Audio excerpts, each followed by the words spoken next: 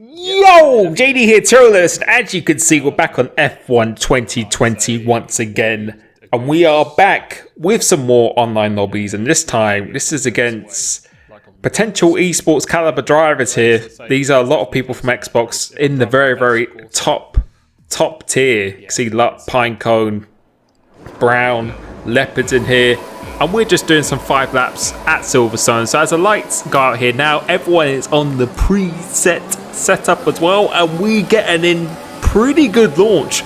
But you can see Leopard going straight through the middle of 2 cars, so we're going to go to the left, doing a good job so far. We actually lost 1 position, so we're going to go running outside the Ferrari, gets complete by a Renault and another Ferrari as well.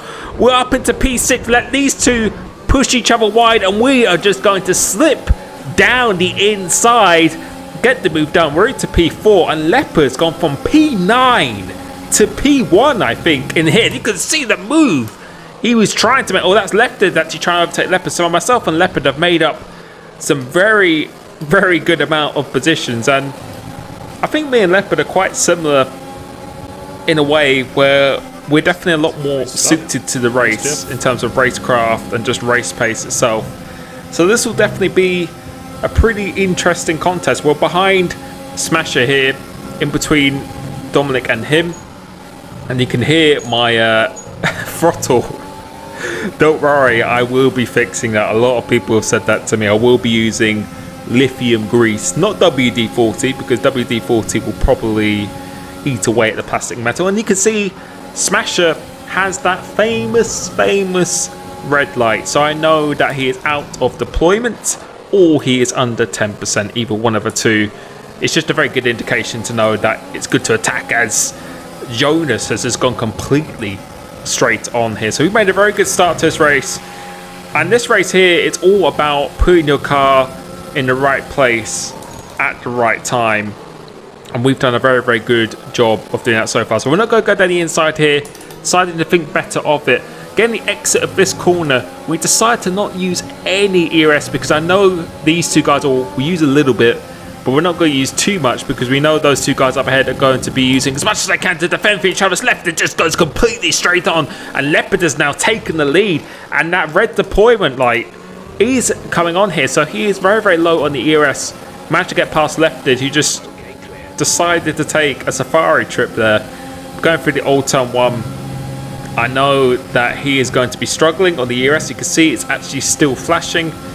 So I'm going to try and attack him to the end of this straight. And just knowing when to attack as well is a very important thing to go through here. The preset setup actually feels very nice. I'm going to use all of my ERS. He's not quite within the 6/10 of Leopard. So just trying to stay in it. But we put out at the last minute and doing a very nice move down the inside. And that was very crucial, because as I said, you do not want to be that third man in that DRS train, as I say every time, but it is so true. And now, something quite rare, myself and Leopard are now going to go head to head, and we haven't really had too many of these in the past, but I know when I have raced against him and seeing him race that he is probably one of the hardest drivers to overtake, and we're in a very heated title battle in TSRL at the moment. So even races such as this, where it's not a league race or anything, it gets inside your head, and it definitely helps give you a little bit more confidence when you're racing against someone and you're beating them in the practice, or just even something completely different. It just definitely gives you a little boost of the confidence. So we're going to see now who is going to come out on top between both of us. And as I said, we're both using the same setup. Everything here is all about the right place, the right time. So I'm always thinking a few laps ahead at times in terms of when I plan my move, or a couple of laps, or when I'm feeling to do it. So right now I'm just trying to save all my ERS as possible, because I know that I want to really get him on the penultimate lap of the race and then lead into the last lap with at least 40% ERS. That was the plan, because I've done Silverstone and 5 lappers many times, so I know what the ERS usage is really like here. So coming onto this lap, we're not using any at the moment. We are obviously going to get the DRS. We have no threat really from behind at this stage of the race. So now here we go. This is where it starts to get a little bit more tense. So going through here, just trying to get as good exit as possible.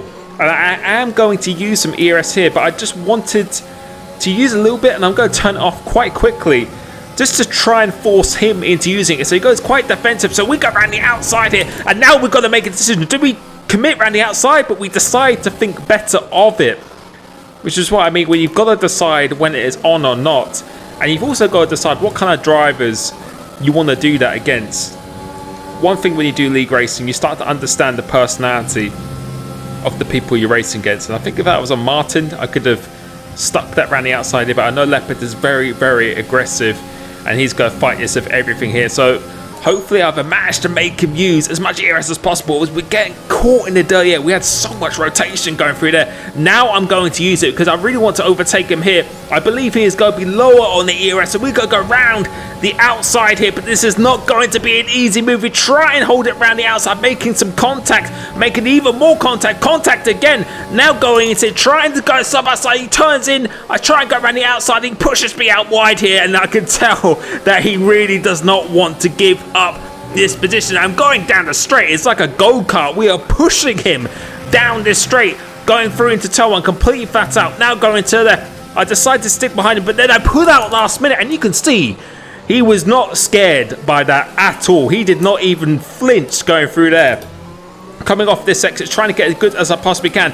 This is the place where I want to do it, so I'm going to use all of my ERS here. He goes defensive, we go around the outside, and this time we break in deep just in case he makes a charge. This time we get the move done, and as I said, I really wanted 40% on this last lap. So there's really one more overtaking spot that he can go for, but we've managed to really save our ERS very effectively, and we were smart that last lap. It was a good thing that we did not commit around the outside, but he's using a little bit more now. He's trying to get as close as he possibly can through Maggins and Beckett's, going for his left-hander. This is my best corner, this one here on the game. I always get a very good exit, and now I'm going to use the rest of my ERS, and I think that is confirmed that we did have more, but he is closing in very, very rapidly. We're going to brake super late just in case.